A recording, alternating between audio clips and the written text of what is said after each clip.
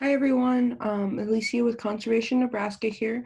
Today we're going to go over the science of trees, and we're going to talk about why we love trees and what we can do with trees.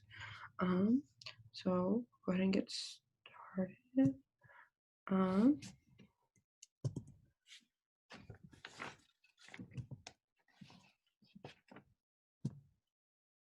so the three things that we're going to talk about today are the science of trees, Nebraska trees, and then how you can help trees. What type of plant are trees? To start off, trees are not their own specific scientific group. On their own, they are part of the woody stems um, plant classification. All trees are perennials. All trees are perennial plants. Many tree varieties live for tens or even hundreds of years, and they tend to live longer than most of other types of plants. Trees are also different from many other plants in the following ways. Trees typically have a permanent woody stem or trunk. Most trees grow to a considerable height and usually bearing lateral branches at some distance from the ground. And also, perennials live for 2 years or more. So all trees will live for 2 years or more if they're properly taken care of. And then how do trees or plants work? So for growth, plants use photosynthesis. So that is producing oxygen and food. They produce their own food. Um, the process and photosynthesis is the process by which green plants and some other organisms use sunlight to synthesize foods from carbon dioxide and water. Photosynthesis in plants generally involves the green pigment chlorophyll and generates oxygen as a byproduct. So it takes in the carbon dioxide and then produces oxygen and food as the byproduct. How do they grow? They grow by cell division, which is called mitosis. It's a type of cell division that results in two daughter cells, each having the same number and kind of chromosomes as the parent nucleus, typically in ordinary tissue growth. So there is meristematic tissue. Um, and plants grow bigger because they have a specialized dividing tissue called meristems, and they are found in the shoot tips, root tips, and lateral buds at the tips of any branches or lateral stems. The cells in the meristematic tissue are actively and always dividing by mitosis, making the plant grow bigger and bigger. This is called primary plant growth. There are also meristematic cells inside vascular tissues known as xylem and phloem that run up and down the plant's stems, roots, and leaves. Xylem and phloem, all the groups of plants that includes trees are vascular plants. This means that they have vascular tissues called xylem and phloem. Xylem and phloem link all parts of the plant, transporting water, minerals, and manufactured food around while also forming the structural support for plants. And then here is the structure of a woody stem. So trees have rings that show its age, but those rings are actually made up of xylem and phloem. So every year there's going to be a new ring of xylem and phloem, and it kind of gets compact, and that's how you see how old a tree is because of the new xylem and phloem. The major reason trees can grow so big is their ability to create woody tissue as they grow. This process is called secondary plant growth. Wood contains a chemical called lignin. Lignin is a component of most plant cell walls, providing rigidity and shape. It is also an important component of vascular tissues and is present in large amounts of vascular plants, providing structure and support in hydrophobic properties of lignin. Also help the xylem transport the water. In woody plants, the vascular bundles grow sideways around the inside of the plant stem and join up as the plant gets older. They become bands of vascular tissues, and you can see them in the stem's cross section. Each year, the woody stem grows wider due to new xylem and phloem being made by the meristematic tissue. The tissue is called the cambium of the woody stem. Wood in the xylem and phloem outside of the cambium becomes part of the bark. Um, as new phloem is made, the old phloem is pushed back and out to become the bark on the outside of the stem or trunk. As new xylem ages, it becomes increasingly lignified. Eventually, the old xylem stops its job of transporting water and becomes the heartwood of the tree. The active xylem of the tree is called sapwood, and the rings on the trunk of a tree that show yearly growth of xylem, which by the time of it has become wood, is largely just lignin and cellulose. So the old phloem makes this bark right here, and it just gets pushed out every year. And then the old xylem makes the rings. So this would be the heartwood, this would be the sapwood, and then there's the cambium right here, the phloem right here, which gets pushed out to the bark, and these are the annual rings. And what makes the rings is summerwood and springwood. So the darker rings would be the spring wood, and then the summer wood would be the lighter parts between the dark wood and the light. And then we'll go to the parts of the tree. So this is the root system of a tree, and root systems of trees can go down really far. That's how they get really big and how they can be stable. And then you have their trunk, the bole, and then you have the crown of the tree, and then you have the tree branches. So we'll watch this video on how trees talk to each other in the forest.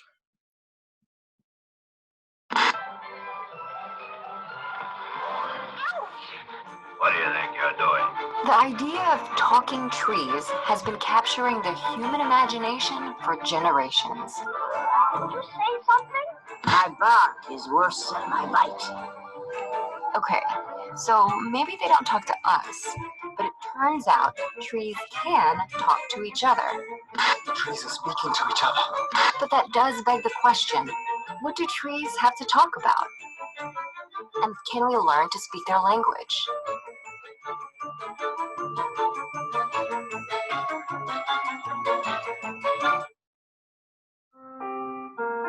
Underneath the soil, a vast and interconnected network of life links the trees through their root systems.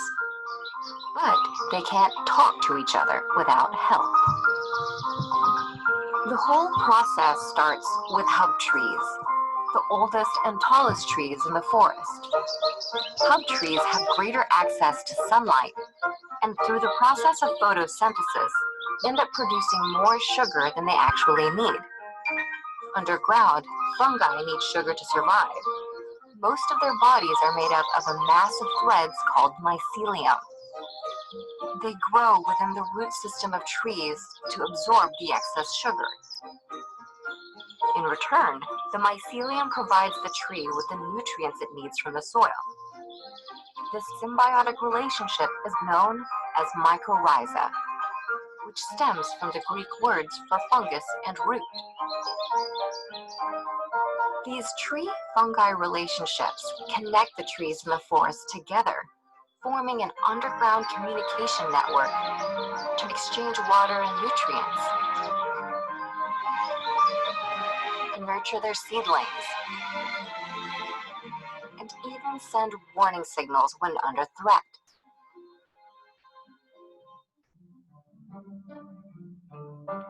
So, how many trees are really talking to each other? To get a better picture of these forest relationships, a team of researchers used DNA analysis to map a fungal network in a patch of Canadian forest. Remarkably, they found that one tree was connected to 47 other trees. Their models also showed that when hub trees were removed, it would cause more connections to be lost than if trees were simply removed randomly. Studying these kinds of underground exchanges will play a vital role in creating stronger, more resilient forests for the future. So even though we might not be able to talk to trees, at least we can still keep trying to understand their language. Who knows what they might say?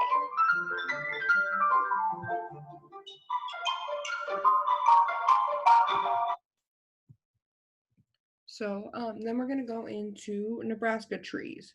We're going to start with Nebraska tree history. So Nebraska is and was a prairie. So how did the trees get to the prairie? Because on prairies, there's not a lot of trees. There's not as many trees as we have today in Nebraska. So how'd they get to the prairie? Pioneers of the mid-19th century moved into what was popularly known as the Great American Desert, and they rolled the dice that this semi-arid land, seemingly incapable of sustaining trees, could somehow grow crops. After winning that gamble, the settlers yearned for the trees they had grown accustomed to in the eastern United States. They missed the beauty of the woodland areas and the shade tree. Moreover, they needed windbreaks to slow soil erosion and crop damage. Homesteaders would take advantage of the timber claim opportunities and plant trees 40 acres at a time. Nebraska would become the tree planters' state. And then we also founded Arbor Day on April 10th, 1872. It was founded in Nebraska City. In 1872, on April 10th, there was an idea to set aside a day for planting and calling attention to trees. It became the first Arbor Day, when it is said that Nebraskans planted 1,000,000 trees. The birthplace of Arbor Day was Nebraska City, where the Mortons lived in their home called Arbor Lodge. And then the Nebraska National Forest is actually the nation's largest hand-planted national forest reserve. It began as an experiment for a University of Nebraska botany professor Dr. Charles E. Bessie. So we'll go into some of the common Nebraska trees and the ones that work in Nebraska, because not all trees work in Nebraska, and even just the different sides of Nebraska. So if you have western Nebraska compared to eastern Nebraska, pretty much divided by the 100th meridian in Cozad, Nebraska, it's different for what trees you can plant on each side. Because in eastern Nebraska, you can plant actually more trees, while in western Nebraska, where it's a little bit drier and more arid, you can't plant as many. So there is the bur oak tree, which is drought tolerant and very tough and reliable. And it is said that these they have slow growth but long lifespans, mean that they will span the generations in a community. So bur oaks are actually more common, can be pretty common in western Nebraska due to their drought tolerance, and they're very reliable trees. And then you have the elm. And there's different kind of elms you can plant in both parts of Nebraska. They're tolerant of wet and drought. There are many new disease-resistant types of elms, and elms will provide shade more quickly than oaks. Then there's the pecan tree, which is suitable for eastern Nebraska and is fast-growing. This multitasking tree provides shade in addition to its nut production.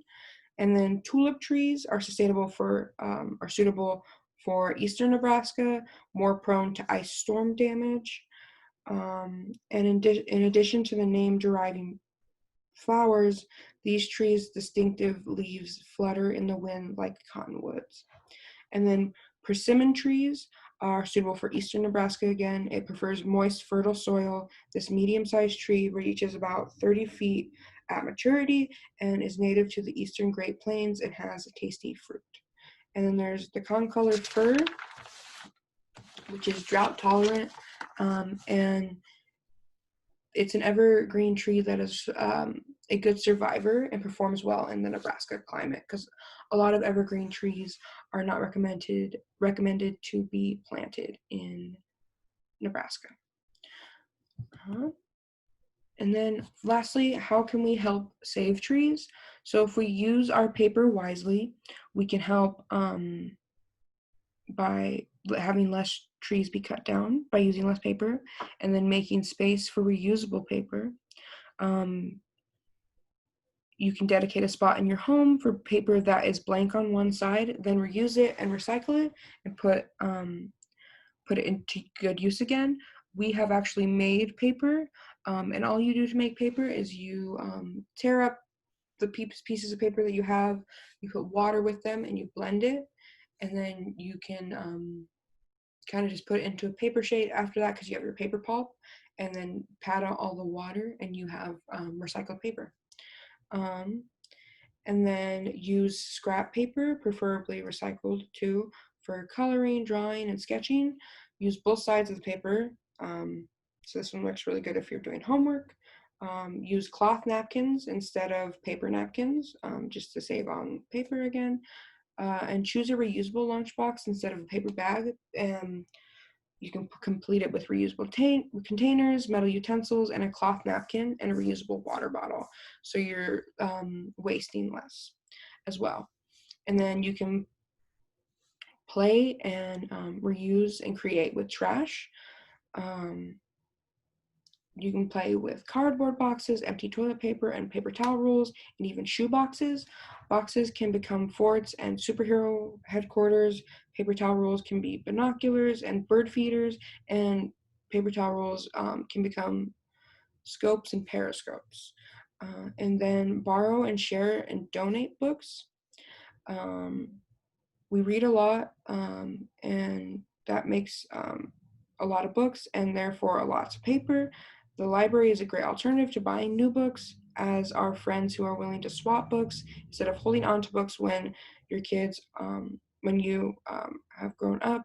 You can donate them or use bookstore, library, or reading program. And there's also, I know, just in the North Platte area, there's quite a few of those leave a book, take a book exchanges. So there'll just be a little area where you leave a book and they have other books and you can take one. That's a really good way to use those. And then planting trees. Although planting trees is a popular Earth Day and Arbor Day activity, fall is the season to plant trees and shrubs. Make sure you choose the right tree for the space that you're going to plant it in. And then lastly, visit a forest. So visit a local or state or local national park, many of which feature protected forest lands. During National Park Week, admission to all 401 national parks is free. And then when you visit the forest, make sure you stay on marked trails. This will minimize your impact on wilderness areas and preserving them for future generations. Only you can prevent wildfires, so be careful with how you use fire. Never play with matches or lighters when in a forest, or ever really. And also always watch your campfire and make sure your campfire is completely out before leaving. So that's what you can do for trees. But also, you can do a couple projects with trees. So one that I particularly like doing is going for a tree walk and picking up leaves from trees and finding out what trees they come from. So I have made a tree journal here out of recycled materials, so that also helps with saving paper. And I've just dried out the leaves and pasted them in here, and with that I've also wrote the name of the trees, so that when I see a tree or like I'm going on a walk, I can take my journal with me and kind of know what trees are which. And then also there are leaf prints, so you can get maybe while you're on your walk getting some leaves for your journal, you can get leaves and you can do watercolor, and then you can put when you put it out to dry, you can put the leaves over certain spots, and it will make like a sun print with the leaves. So then when you take the leaves off and it's dry, you'll have like the imprint of the leaf. And then you can create a picture with branches and leaves. So you can just use the leaves and the branches, and you can maybe create just a picture with them. Yeah. But that's all for trees, and I hope you guys learned a lot.